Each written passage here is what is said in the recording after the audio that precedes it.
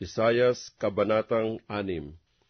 Noong taong mamatay ang Haring Uzzias, ay nakita ko ang Panginoon na nakaupo sa isang luklukan, matayog at mataas, at pinuno ang templo ng kaniyang kaluwalhatian.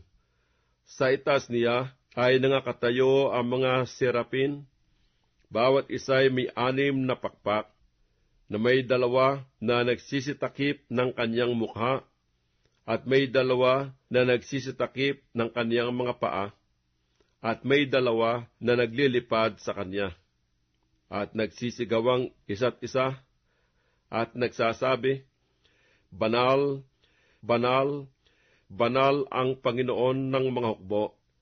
Ang buong lupa ay napuno ng kaniyang kaluwalhatian.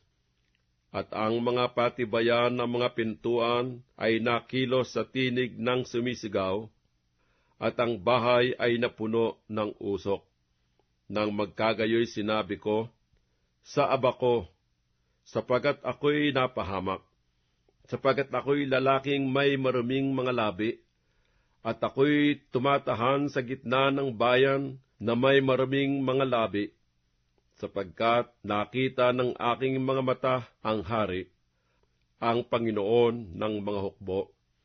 Nang magkagayoy, nilipad ako ng isa sa mga serapin na may baga sa kaniyang kamay, na kaniyang kinuha ng mga pang-iipit mula sa dambana, at hinipo niya niyaon ang aking bibig, at nagsabi, Narito, hinipo nito ang iyong mga labi, at ang iyong kasamaan ay naalis, at ang iyong kasalanan ay naalis. At narinig ko ang tinig ng Panginoon na nagsasabi, Sinong susuguin ko, at sinong yayaon sa ganang amin? Na magkagayoy sinabi ko, Narito ako, suguin mo ako. At sinabi niya, Ikaw ay yumaon, at sasaysayin mo sa bayang ito. Inyong naririnig nga, ngunit hindi ninyo nauunawaan, at nakikita nga ninyo, ngunit hindi ninyo namamalas. Patabain mo ang puso ng bayang ito, at iyong pabigatin ang kanilang mga pakinig, at iyong ipikit ang kanilang mga mata, baka sila'y mga kakita ng kanilang mga mata, at mga karinig ng kanilang mga pakinig, at mga kaunawa ng kanilang puso, at mga balik loob, at magsigaling.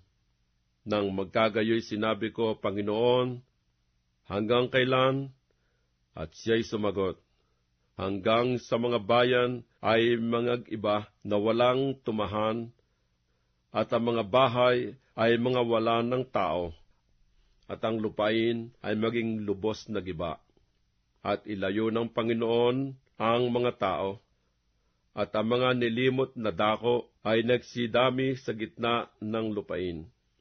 At kung magkaroon ng 10 bahagi roon, mapupugnaw uli, gaya ng isang roble, at gaya ng isang insena, na ang puno ay naiiwan pagka pinuputol.